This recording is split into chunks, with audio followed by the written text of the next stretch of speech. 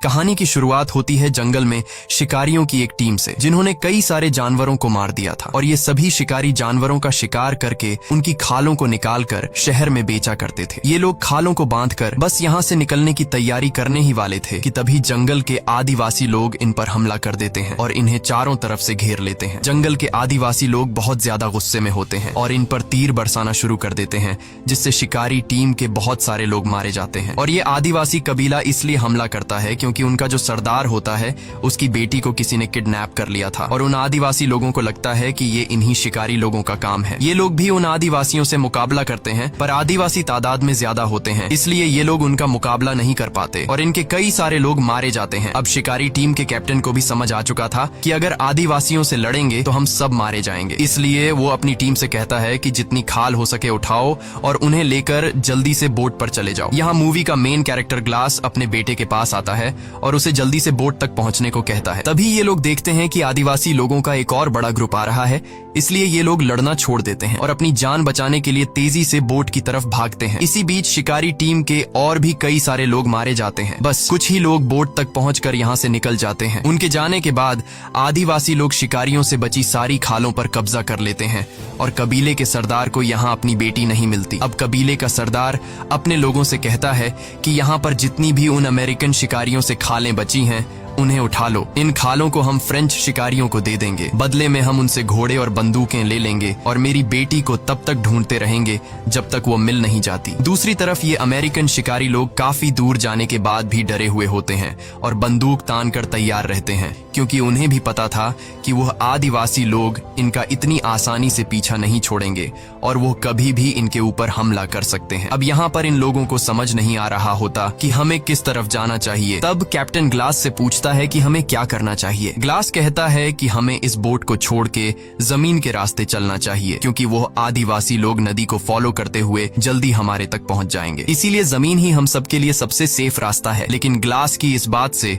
इनके ग्रुप का एक आदमी जिसका नाम गैराल्ड है, उसे ग्लास का ये फैसला ठीक नहीं लगता। वो कहता है कि अगर हम जमीन से जाएंगे तो वो लोग हमें जल्दी मार देंगे, क्योंकि जमीन का रास्ता बहुत लंबा है और हमें घर पहुंचने में कई हफ्ते लग जाएंगे। लेकिन टीम का कैप्टन गैराल्ड से कहता है कि ग्लास इस जगह को हमसे बेहतर जानता है, इसलिए हमें उसकी बात मान लेनी चाहिए और ये लोग तय करते हैं कि अब हम जमीन के रास्ते जाएंगे। अब यहाँ गैराल्ड भी कैप्टन की बात मान लेता है, लेकिन कुछ लोगों को ग्लास का जमीन से जाने का फैसला ठीक नहीं लगता, इसलिए वो लोग बोर्ड के जरिए नदी से होते हुए घर पहुंचने का फैसला करते हैं। इसके बाद जो जमीन के रास्ते से जाने वाले थे वो बोट से उतर जाते हैं और बोट में बैठे कुछ लोग नदी के रास्ते से आगे बढ़ते हैं। यहाँ कैप्टन सभी से कहता है कि हमें सारी खालें यहीं पर छोड़नी चाहिए ताकि रास्ते में हमें किसी भी परेशानी का सामना न हो। कैप्टन की बात सभी को ठीक लगती है, जिसके बाद ये लोग सारी की सारी खालें पत्थरों के नीचे छिपा देते हैं ताकि अगर फ्यूचर में ये लोग फिर कभी इस जगह पर आए तो इनकी खालें उन्हें मिल जाएं। और अब ये सारे के सारे जंगल के रास्ते चलना शुरू कर देते हैं। पर अब उनके लिए मुश्किलें बढ़ने वाली थी, क्योंकि जल्द ही सर्दी का मौसम आने वाला था और उन्हें कई हफ्तों तक पैदल चलकर अपने घर पहुंचना था। लेकिन इसके अलावा उनके पास कोई दूसरा रास्ता नहीं था, इसलिए ये सभी लोग ठंड से मुकाबला करने के लिए तैयार थे। जंगल के रास्ते से पैदल चलते हुए शाम हो जाती है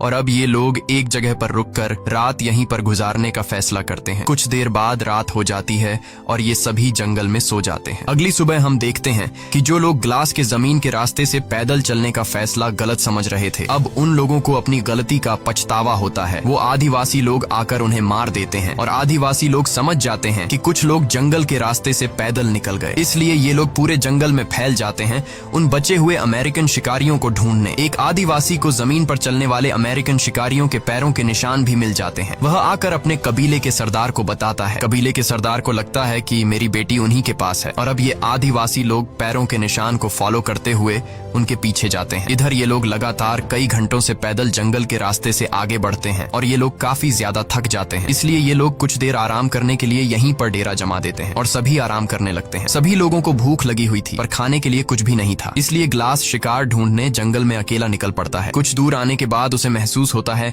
कि आसपास कोई है, इसलिए ग्लास बंदूक उठाकर रेडी हो जाता है और तभी उसे सामने भालू के दो छोटे बच्चे दिखाई देते हैं। इससे पहले कि ग्लास वहां से निकल पाता, तभी एक बड़ा भालू उस पर हमला कर देता देता है, जिससे ग्लास के हाथ से बंदूक गिर जाती है। वो भालू ग्लास को उठा उठाकर पटकता है और ग्लास को बुरी तरह से जख्मी कर देता है। अब ग्लास कुछ भी नहीं कर सकता था, इसलिए वो आराम से जमीन पर लेट जाता है। ग्लास जब शांत होता है तो भालू भी वहाँ से जाने लगता है, लेकिन ग्लास शिकार पाने के लिए किसी तरह करके अपने गन के पास पहुँचता है। तभी वो भालू दोबारा से ग्लास पर हमला करने के लिए आता है। ग्लास जल्दी से बंदूक से उसे गोली मारता है, पर वह गोली भालू के सर में लगने के बजाय उसके गले में लग जाती है, जिससे भालू अब और ज्यादा चिढ़ जाता है और अपने पंजों से ग्लास के गले को चीर देता है। लेकिन भालू रुकता नहीं और वो ग्लास के पूरी बॉडी को बुरी तरह से अपने पंजों से काट देता है। गोली लगने की वजह से भालू भी कमजोर हो चुका था। ग्लास अब किसी तरह करके चाकू निकालकर उस भालू पर कई वार करता है, जिससे ये दोनों ढलान से लुढ़कते हुए नीचे गिर जाते हैं, जिसके बाद वह भालू भी ग्लास के ऊपर गिर जाता है। लेकिन भालू मर चुका था और ग्लास भी लगभग मर ही चुका होता है,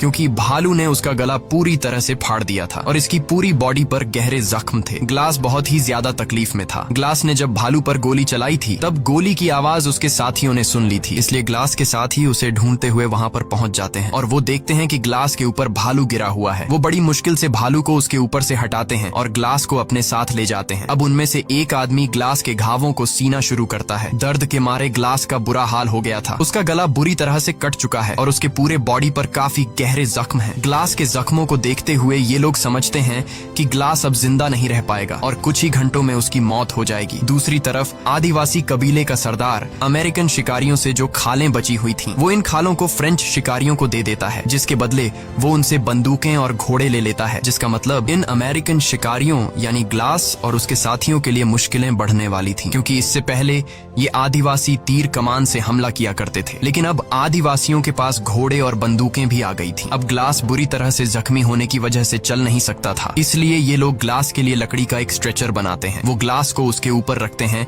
और आगे बढ़ना शुरू करते हैं। इस तरह से ये लोग बारी बारी से ग्लास को उठाते हैं। ये लोग ग्लास को काफी दूर तक ले आते हैं, पर आगे का रास्ता बहुत ही मुश्किल था, क्योंकि आगे एक ऊंचा पहाड़ था जहाँ से इन लोगों को गुजरना था। ये पहाड़ी रास्ता इतना खराब था कि वहाँ से अकेला आदमी भी ठीक से नहीं चढ़ पाता था, इसलिए ग्लास को यहाँ से चढ़ाना नामुमकिन था। ये लोग फिर भी कोशिश करते हैं, पर ये लोग ग्लास को नहीं चढ़ा पाते। तभी उनका जो कैप्टन होता है वो अपने एक आदमी को बोलता है कि ग्लास के मुंह पर कपड़ा रखो। दरअसल वो ग्लास को गोली मारने वाला होता है, क्योंकि उसको लगता है कि ग्लास तकलीफ से गुजर रहा है और वैसे भी ग्लास अब बच नहीं सकता। ग्लास दर्द से तड़प रहा होता है और उसको यहाँ से घर ले जाना लगभग नामुमकिन है। कैप्टन ग्लास को मारने ही वाला होता है कि तभी ग्लास का बेटा सामने आकर बोलता है कि ऐसा मत करो। कैप्टन को उस पर तरस आ जाता है और वो ग्लास को गोली नहीं मार पाता, क्योंकि ग्लास की वजह से ये सभी जिंदा बचे होते हैं। कैप्टन वहाँ पर मौजूद सभी लोगों से कहता है कि जो भी 2 लोग ग्लास के मरने तक उसके पास रुकेंगे उसे गाँव वापस आते ही $70 दिए जाएंगे। कैप्टन कहता है कि ग्लास ने हम सबकी मदद की है और कैप्टन चाहता था कि ग्लास को नेचुरल डेथ मिले और जब ग्लास मर जाए तो उसका अंतिम संस्कार करके वो 2 लोग भी वापस आ जाएं। अब ग्लास का बेटा फौरन बोलता है कि मैं रुकूंगा, और वहाँ पर एक लड़का और होता है जिसका नाम फ्रेजर है। वो कहता है कि मैं रुकूंगा चाहे $70 मिले या ना मिले। अब ग्लास का बेटा हॉक और फ्रेजर दोनों उम्र में छोटे थे, इसलिए कैप्टन कहता है कि एक और आदमी भी इनके पास रहना चाहिए। यहाँ गेराल्ड सामने आकर बोलता है कि मैं रुकूंगा, पर $70 बहुत कम है। तब कैप्टन बोलता है ठीक है, $100 मिलेगा। और तभी जो ग्लास का बेटा और जो दूसरा लड़का होता है वो कहते हैं कि तुम हमारे डॉलर भी रख सकते हो। ये सुनकर गेराल्ड कहता है $300 काफी है, इससे मैं अपना घर खरीद सकता हूँ, और वैसे भी 2 से 3 दिनों की बात है, इससे ज्यादा दिन ग्लास जिंदा नहीं बच पाएगा। और गेराल्ड भी उनके साथ रुकने के लिए तैयार हो जाता है। अब ये 3 लोग ग्लास के पास यहाँ पर रुक जाते हैं और बाकी सब आगे निकल जाते हैं। गेराल्ड ग्लास के पास ही बैठ जाता है और ग्लास के मरने का इंतजार करने लगता है, लेकिन ग्लास मरने का नाम तक नहीं ले रहा होता। अगले दिन ग्लास का बेटा और वो दूसरा लड़का पेट भरने के लिए शिकार और पीने के लिए पानी लेने चले जाते हैं। तब गेराल्ड पास ही में एक घड़ा खोदने लग जाता है, लेकिन गेराल्ड ऐसा क्यों कर रहा है? क्या वह ग्लास को जिंदा दफनाने का सोच रहा है? ये तो हमें आगे ही पता चलेगा। इस तरह से और भी कई घंटे गुजर जाते हैं और जब गेराल्ड देखता है कि ग्लास अभी तक नहीं मरा, तब वो गुस्से से ग्लास के पास आता है और ग्लास से कहता है कि तुम मरते क्यों नहीं? तुम्हारी वजह से हम सबकी जान चली जाएगी, क्योंकि आदिवासी लोग अभी भी पागलों की तरह हमें ढूंढ रहे हैं, और अगर आदिवासी यहाँ पर आ गए तो वो हम सबको मार देंगे और तुम अपनी जान जान देकर अपने बेटे की और हम सबकी जान बचा सकते हो। अब गेराल्ड ग्लास से कहता है कि अगर तुमने अपनी पल के नीचे झपका ली तो मैं समझ जाऊंगा कि तुम मरने के लिए तैयार हो। ग्लास बेचारा काफी देर तक कोशिश करता है कि उसकी पलकें न झपके, लेकिन तब गेराल्ड उसे कहता है कि मुझे लगता है कि तुम अपने बेटे को भी नहीं बचाना चाहते। ग्लास गेराल्ड की बात सुनकर अपने बेटे को बचाने के लिए अपनी पल के नीचे झपका देता है। ये देखकर गेराल्ड ने उसके मुंह में कपड़ा घुसाकर उसकी सांस रोक दी और ग्लास अब तड़प कर मर रहा होता है। तभी ग्लास का बेटा आकर गेराल्ड को बंदूक से पीछे धकेल देता है। ग्लास का बेटा गेराल्ड पर बंदूक तान देता है और उसे मारने की धमकी देता है। गेराल्ड उसे समझाने की कोशिश करता है कि मैं ऐसा क्यों कर रहा था, लेकिन ग्लास का बेटा उसकी कोई बात नहीं सुनता और चिल्लाने लग जाता है, जिसके बाद गेराल्ड ग्लास के सामने ही उसके बेटे को पेट में चाकू मारकर मार डालता है। ग्लास का गला पूरी तरह से कटा होता है, इसलिए वो चिल्ला भी नहीं पाता। वो सिर्फ अपने बेटे को मरता हुआ देखता है और गेराल्ड उसके बेटे को उठाकर दूर एक जगह में छिपा देता है ताकि जब वह तीसरा लड़का वहां पर आए तो वह इसे न देख पाए। कुछ देर बाद जब वह लड़का वहां पर आता है,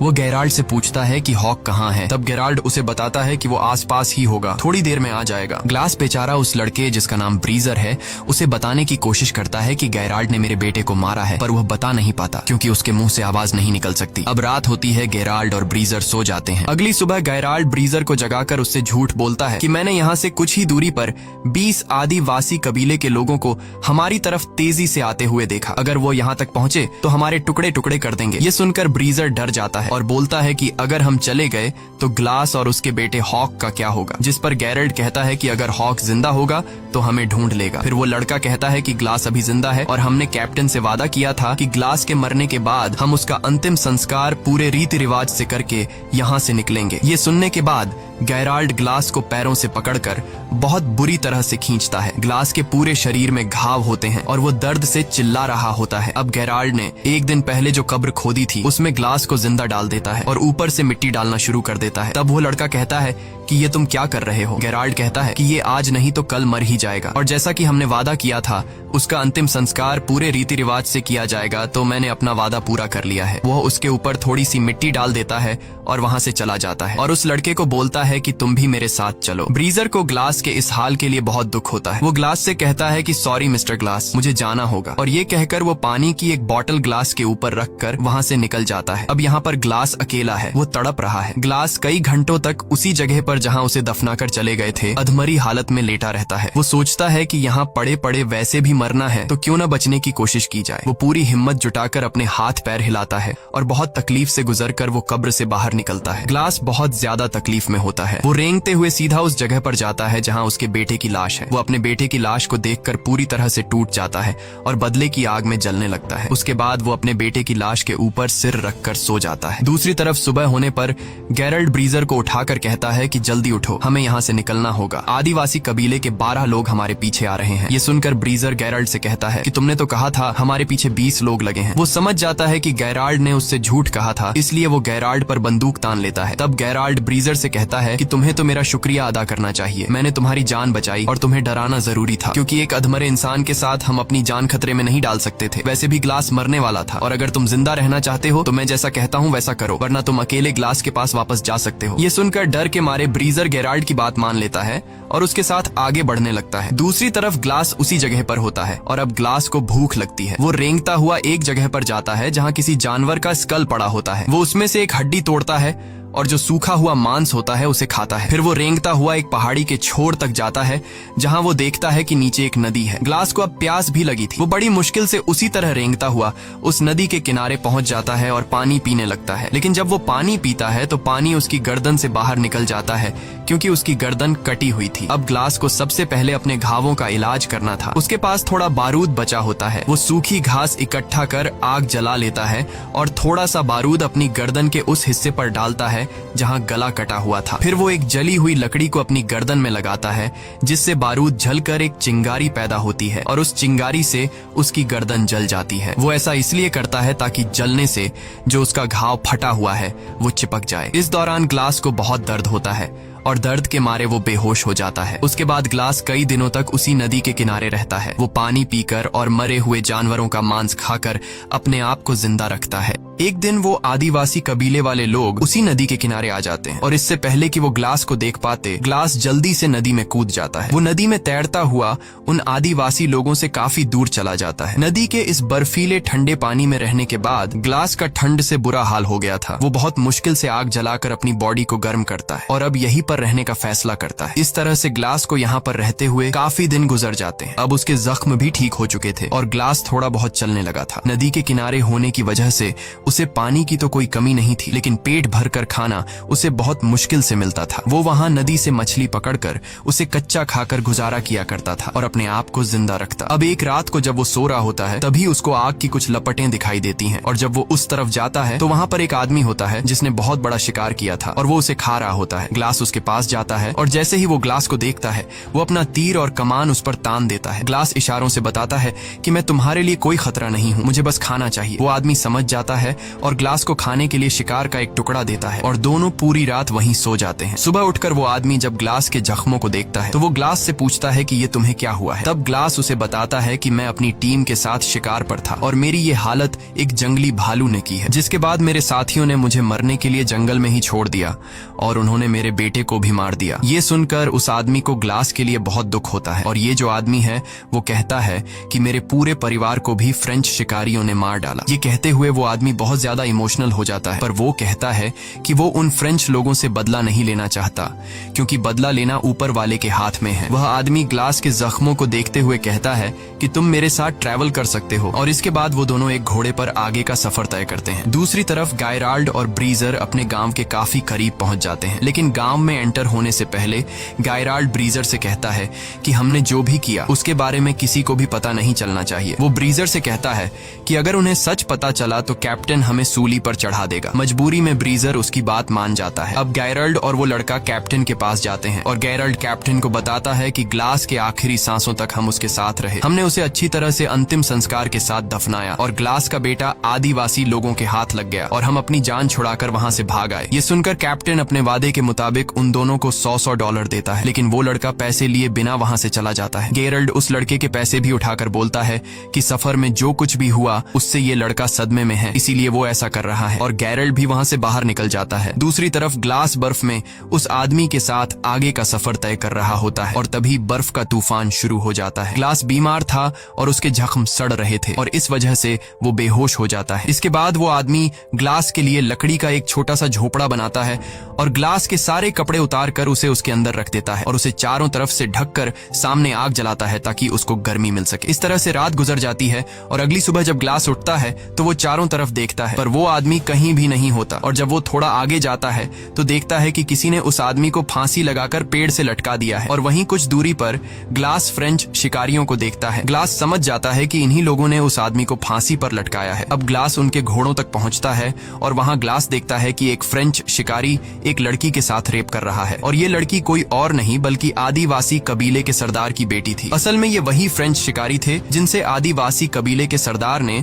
खालों के बदले घोड़े और बंदूकें ली थी और इन्हीं फ्रेंच शिकारियों ने कबीले के सरदार की बेटी को किडनैप किया था। लेकिन कबीले के सरदार को लग रहा था कि उसकी बेटी को अमेरिकन शिकारियों ने किडनैप किया है। उसके बाद ग्लास चुपके से पीछे से आकर जो आदमी कबीले के सरदार की बेटी के साथ गलत कर रहा था उसे मार देता है और लड़की को आजाद कर लेता है। यहाँ ग्लास होशियारी से काम लेते हुए एक घोड़े पर बैठ जाता है और बाकी घोड़ों की रस्सियां खोलकर बंदूक से गोली चला देता है जिससे सभी घोड़े भाग जाते हैं और अब उन फ्रेंच लोगों के पास घोड़े न होने की वजह से वे ग्लास का पीछा नहीं कर पाते, पर भागते समय ग्लास का पानी का बोतल वहीं पर नीचे गिर जाता है। वहां से भागने के बाद ग्लास रात एक पेड़ के नीचे गुजारता है और जब सुबह होती है तो वो देखता है कि आदिवासी उस तक पहुंचने वाले हैं। वो जल्दी से अपने घोड़े पर बैठकर भागने लगता है, लेकिन वे आदिवासी उसके काफी करीब होते हैं। वो एक दो आदिवासी को गोली मारता है और घोड़े को और तेजी से भगाता है और दौड़ते दौड़ते सामने एक पहाड़ आ जाता है जिसके नीचे एक गहरी खाई होती है। लेकिन ग्लास अब रुक नहीं सकता क्योंकि अगर वो रुकेगा तो वे आदिवासी लोग उसे मार देंगे। इसलिए ग्लास घोड़े के साथ खुद को उस खाई से गिरा देता है और नीचे एक पेड़ से टकराता हुआ सीधा बर्फ में गिरता है। घोड़ा डायरेक्ट नीचे छोटे चट्टानों पर गिरने से मर जाता है, लेकिन ग्लास अभी भी जिंदा है क्योंकि वो पेड़ से टकराते हुए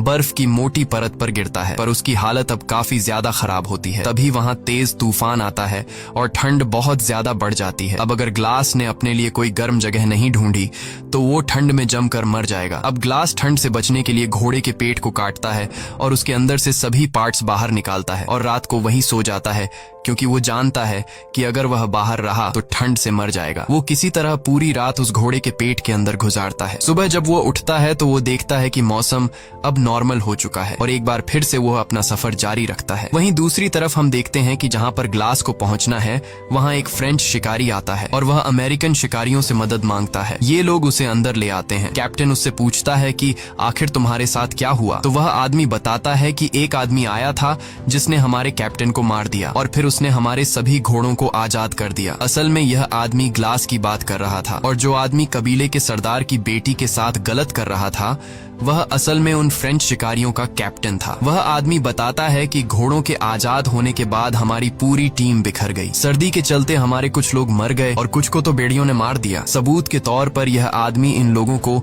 अपने साथियों का कुछ सामान दिखाता है और वह एक पानी की बोतल को दिखाते हुए कहता है कि जिस आदमी ने हमारे कैप्टन को मारा उसे जाते हुए यह पानी की बोतल गिर गई थी और यह वही बोतल होती है जो ब्रीजर ने ग्लास को उस जगह छोड़ते हुए उसके ऊपर रख कर आ गया था। ब्रीजर कहता है कि यह तो ग्लास की बोतल है जो कि मैंने उसे दी थी। अब ये लोग उस आदमी से पूछते हैं कि ग्लास ने तुम्हारे कैप्टन को कहाँ मारा था और वह आदमी 30 मील दूर वह जगह उन्हें बता देता है। जिसके बाद कैप्टन ब्रेजर और कुछ लोग ग्लास को ढूंढने के लिए घोड़ों पर निकल पड़ते हैं और यहाँ गेराल्ड को समझ आ जाता है कि अब वो फंसने वाला है। कई घंटों के सफर के बाद रात हो जाती है और ये लोग उस जगह तक पहुंच जाते हैं जहाँ पर उस आदमी को बोतल मिली थी। कैप्टन सभी लोगों को चारों तरफ ग्लास को ढूंढने के लिए कहता है और तभी उन्हें दूर से एक आदमी दिखाई देता है। जब ये लोग उसके करीब जाते हैं तो वो कोई और नहीं बल्कि ग्लास होता है और ग्लास को देखकर कैप्टन एकदम शॉक हो जाता है, क्योंकि गेराल्ड ने तो उसे मरा हुआ बता दिया था। कैप्टन ग्लास के पास आकर उससे पूछता है कि तुम्हारे साथ क्या हुआ था। तब ग्लास उसे सारी सच्चाई बता देता है। जिसके बाद कैप्टन गेराल्ड को पकड़ने के लिए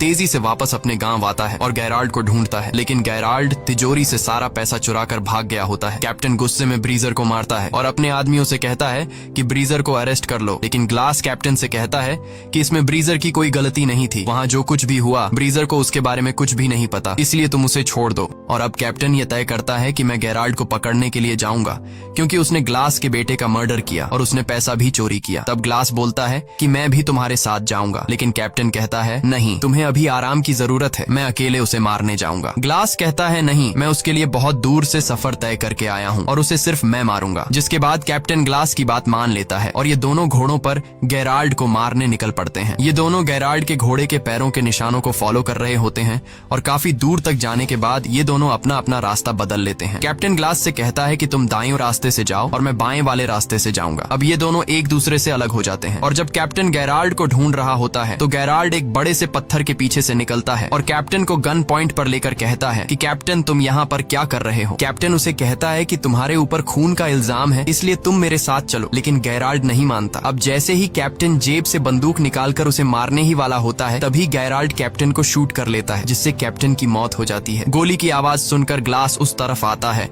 और ग्लास देखता है कि वहाँ पर कैप्टन की लाश पड़ी हुई है और गेराल्ड भाग चुका है। अब ग्लास समझदारी से काम लेते हुए लकड़ी की एक बड़ी टहनी तोड़ता है और उसे कैप्टन की पीठ पर लगा देता है ताकि उसकी पीठ सीधी हो जाए। जिसके बाद वह कैप्टन को घोड़े पर बिठा देता है और खुद पीछे वाले घोड़े पर लाश की तरह लेट जाता है ताकि गेराल्ड को ये लगे कि आगे ग्लास है और पीछे जो लेटा हुआ है वो कैप्टन की डेड बॉडी है। और होता भी ऐसा ही है। इन घोड़ों को देखकर गेराल्ड को लगता है कि आगे जो है वो ग्लास है और पीछे जो लेटा हुआ है वो कैप्टन की लाश है। जिसके बाद वह आगे वाले आदमी पर गोली चला देता है और गोली लगते ही वह गिर जाता है। गेराल्ड खुश हो जाता है और उसे लगता है कि ग्लास भी अब मर चुका है। वह धीरे धीरे डेड बॉडी की तरफ आता है। जब वह डेड बॉडी तक पहुंचता है और बॉडी को पलटता है तो उसे पता चलता है कि ये ग्लास नहीं बल्कि कैप्टन है। अब इससे पहले कि गेराल्ड कुछ कर पाता तभी ग्लास पीछे वाले घोड़े से उठकर गेराल्ड पर गोली चलाता है। ये गोली गेराल्ड के कंधे में लगती है और वह वहां से भागने लगता है। तब ग्लास भी उसका पीछा करता है और पीछा करते करते वह एक नदी के किनारे पहुंच जाता है जहां पर इन दोनों के बीच एक बड़ी फाइट होती है। ये दोनों ही एक दूसरे को बुरी तरह से घायल कर देते हैं और तभी हम देखते हैं कि नदी के उस पार वो आदिवासी कबीले वाले आ जाते हैं जो इन लोगों को मारना चाहते हैं। और जब ग्लास गेरल्ड को मारने वाला होता है तभी उसे उस आदमी की याद आती है जिसने उसे खाने के लिए मांस दिया था और बाद में फ्रेंच लोगों ने उसे सूली पर चढ़ा दिया था। उसने एक बार ग्लास से कहा था कि जो इंसान किसी दूसरे इंसान के साथ बुरा करता है उससे बदला लेने के बजाय ऊपर वाले के सहारे पर छोड़ देना चाहिए। इसलिए ग्लास भी गेराल्ड को नदी में छोड़ देता है। नदी में बहते हुए गेराल्ड दूसरी तरफ पहुंच जाता है जहां वो आदिवासी उसे पकड़कर मार देते हैं और अब वे लोग नदी पार करके ग्लास की तरफ आते हैं, पर वे लोग ग्लास को कुछ नहीं कहते और ग्लास को वहां पर छोड़कर जाने लगते हैं। असल में कबीले के सरदार को उसकी बेटी मिल गई होती है और ये वही लड़की होती है जिसका रेप होते हुए एक बार ग्लास ने उसे फ्रेंच लोगों से बचाया था। ये लड़की अपने पिता को ग्लास के बारे में बताती है कि उसने मेरी जान बचाई थी और यही वजह होती है कि वे लोग ग्लास को वहां पर छोड़कर चले जाते हैं। इसी के साथ ये कहानी खत्म हो जाती है। अगर आपको वीडियो अच्छी लगी हो तो हमारे चैनल को सब्सक्राइब और वीडियो को लाइक जरूर कीजिएगा।